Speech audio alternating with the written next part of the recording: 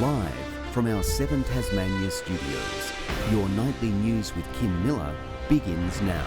Well, there's a small boost for the 4,500 people on the state's housing wait list as a new project is unveiled, delivering 23 homes to Hobart's northern suburbs. The joint state and federal announcement coming as questions persist over Tasmania's strategy to end homelessness. Plans for 23 new social homes have been unveiled in Chigwell, a boost for the area and local workforce. I obviously always want to get homes out of the ground as quickly as we can. The faster, the better as far as I'm concerned. We need more tradies to build more homes. Every home is an opportunity to transform families' lives. 23 closer to the goal of 10,000. But there's been questions in recent days about what exactly is counting towards the social and affordable homes target. Vacant land and crisis accommodation both included. That affordable land is sold on the condition that it's built on. And there's no set target on how many of the homes will be new builds. The vast majority, they will all be. We're not using the 10,000 homes to go out and buy existing houses. But Homes Tasmania has purchased some existing homes to add to social housing stock. And those purchased with the My Home shared equity scheme are also being included. They're new to those people, but they're freeing other things up. What makes a really great plan is how it's implemented and how we understand how that plan's progressing. The state's peak body, Shelter Tas, supports the ambitious build target, but says the 10,000 need to be all new homes. New stock, more appropriate stock for the right people in the right locations. We really need to see schemes that are adding to the net overall amount of stock. Josh Duggan, 7 Tasmania News. Concerning news for Tasmania with the release of the latest report looking at drug consumption and habits through the testing of wastewater nationally. Hobart recorded higher than average readings in the use of MDMA and ketamine and the highest per capita consumption of fentanyl, according to the Criminal Intelligence Commission. Testing was done in December. Saputo workers calling for pay parity with their interstate colleagues have taken their strike action to Hobart. Visiting Coles and Woolworths supermarkets, they're calling for a boycott on the dairy processors' products, including Mersey Valley Cheese, Tasmanian Heritage and Cheer. It's the 5th week of action from the dairy workers, who say they're paid 23.5% less than their counterparts. Saputo declined to comment. Before the scope of the state government's education review is even announced, there are already calls to expand it. Labor wants early childhood education included, saying it will help give kids the best start to their schooling. We've got a real crisis around the ability for new families to enter into childcare. At Adventure Patch here, their waiting list is twice as long as the number of kids that they actually look after. TAFE fees, university fees around diploma and degree is a really easy starting point just to take the brakes off. Cabinet Minister Roger Yench says the terms of reference are being considered. It's unclear when they'll be released. It's a milestone day for Launceston's Urgent Care Clinic, treating more than 15,000 patients since it opened this time last year. The federal government says the clinic is reducing the burden from hospitals, while also offering bulk billed services to make healthcare more accessible and affordable.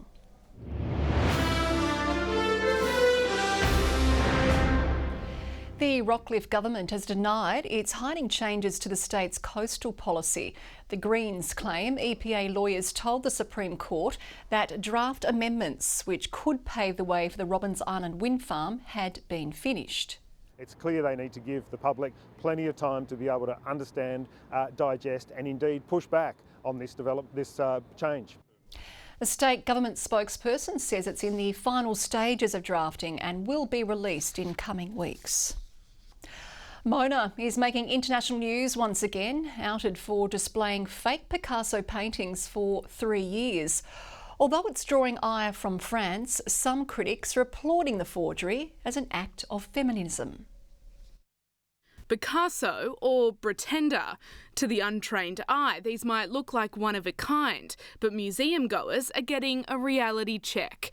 The brushstrokes are not those of Pablo, but Kirsche Kescheler, who's married to the museum's founder. I thought about Kirsche's choice of Picasso's works and thought, well, how appropriate. He was known as a a dreadful misogynist. The fakes only catching the eye of Picasso's heirs in France after Mona made international headlines for moving the works into the female bathroom, a response to a successful discrimination case that forced the closure of its controversial ladies' lounge. It wouldn't put it past Mona. It does sound like something they would do as a bit of a joke. Well, I always assumed they were fake. It was just sort of like a decoration. It's controversial. It's great marketing. Yes, it's all very good and very appropriate for Kirsche, who is a feminist artist herself. But Kirsche says her act of forgery is art in itself, pleading with the public in a blog post, writing, "I am relieved I have told you because now we can revel together in the madness. Assuming you still want to speak to me, I hope you can forgive me." It's kind of lame that they lied. Like, I don't really care that the art is fake, but why lie about it? Unlike the paintings, the outrage from the Picasso administration seems to be real, but there's no word on if it's planning legal action or if it's beginning to see the funny side. I think initially I'd probably feel a bit ripped off, and then I'd think, oh my God, how talented is that woman? Lily Thompson, 7 Tasmanian News. Some of Tasmania's best produce, landmarks and attractions will be in the spotlight next month as operators gear up to showcase all that the state has to offer at the annual Tasmanian Tourism exhibition. Everything from whisky, seafood and even alpacas will be among 80 stall holders. For us to highlight the opportunity that we have in Tasmania to see some of the best tourism products in the world. Opening many doors to work with other tourism operators, to do a lot of networking, to show people what we can offer. Usually just for industry insiders, members of the public are invited to take a look at the exhibit at Princess Wharf on August 3. If you can't hold your breath for a minute or more, well, this sport may not be for you. Tasmania's top underwater hockey players are making a splash, preparing to take on the world's best in Kuala Lumpur. In most sports, hitting the bottom is hardly ever a good thing, but underwater hockey is the exception. A lot of not breathing, holding your breath. I don't know how to explain it. It's just a really unique feeling, unlike anything that you would have ever done before with another sport. For competitors Grace and Gabriel, holding their breath has become second nature, and it now runs deep in their veins.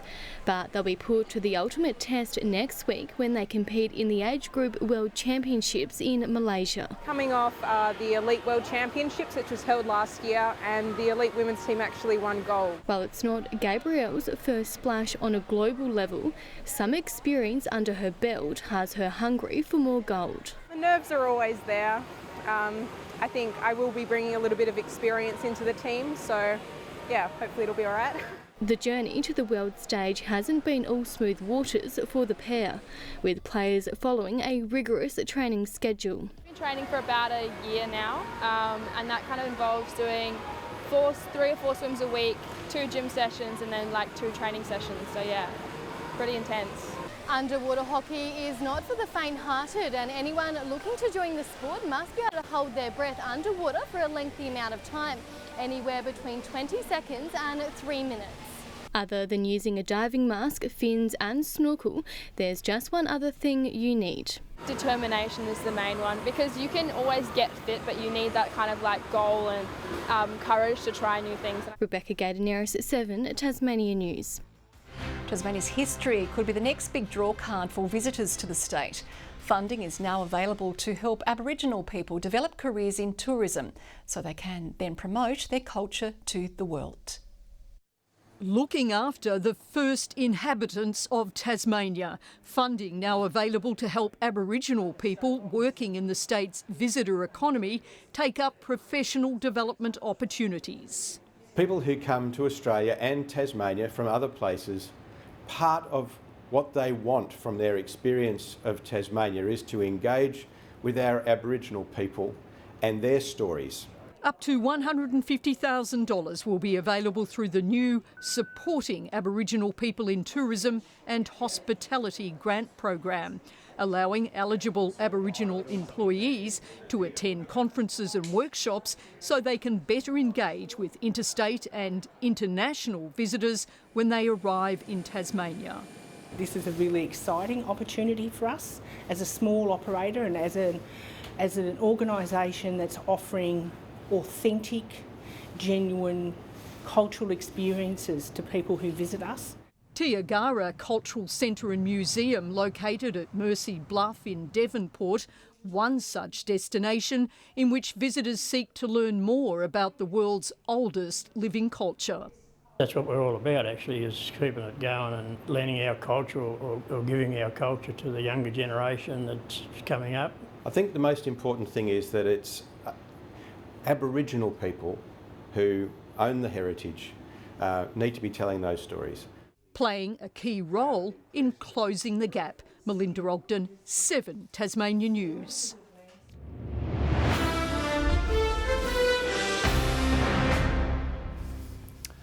Round 15 of the TSL will see Lauderdale and Clarence face off for the Speak Up Stay Chatty round. Marking 11 years of the tradition, the charity's aiming to facilitate more conversations between players and coaches surrounding mental health. We've still got a long way to go. You know, we've started the conversation. There's things like this happening that wouldn't have happened 12 years ago, but they are happening now, and that's really special. Lauderdale is hoping they can gain some consistency with 6 wins and 6 losses in the season so far. Sometimes we look outstanding, sometimes we look like exactly where we are on the ladder, and that's 4th. Meanwhile, it'll be a battle of the north with both Launceston teams facing off, and the Tigers will take on North Hobart. In the race to the NWFL finals, a grudge match between Burnie and Penguin this weekend could prove crucial. Sitting 3rd and 4th on the ladder, they were near inseparable when Burnie claimed their last meeting in round 6. Burnie's skipper returns from a thumb injury in time for the clash on Penguins turf at Dial Park. To netball, and going in as the underdogs, Kingston travels to Launceston ahead of their TNL preliminary final clash against the Cavaliers on Saturday. The Blues' spirits are high following last week's performance. Our game against Cripps last week left everybody with a much needed confidence boost, so yeah, feeling ready and prepared. The winner plays the Hawks in the grand final. And the Tasmanians are right now fighting for a quarterfinals berth at the Under-16 Basketball National Championships. The girls have another chance against New South Wales Country tonight after losing grip of Victoria late in the game this morning. The boys are midway through their final pool game against ACT. A short time ago, Tasmania was leading 34-20. And that's all from me, Kim. OK, thank you very much there, Josh. Peter Murphy will join us after the break with the weather forecast.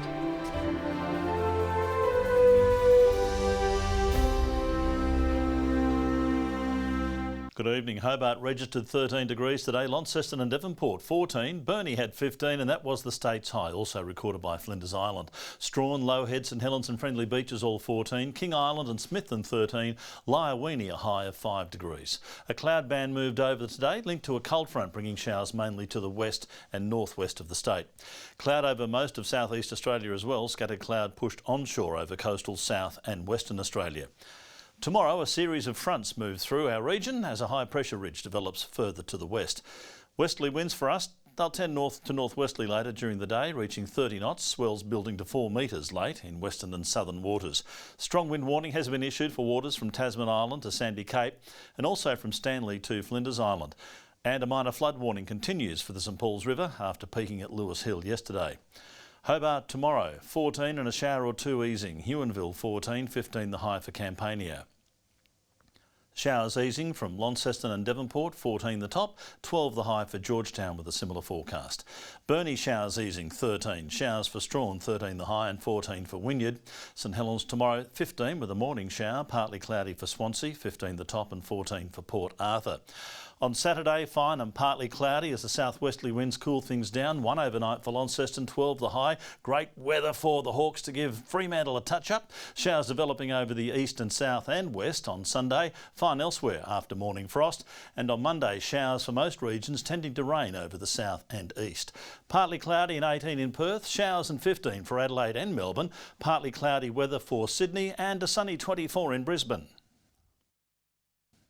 And a trifecta of 11s, Hobart, Launceston and Devonport all cloudy, and that's it from me, Kim. And that is all your news for now. Thanks for joining us. Good night, everyone.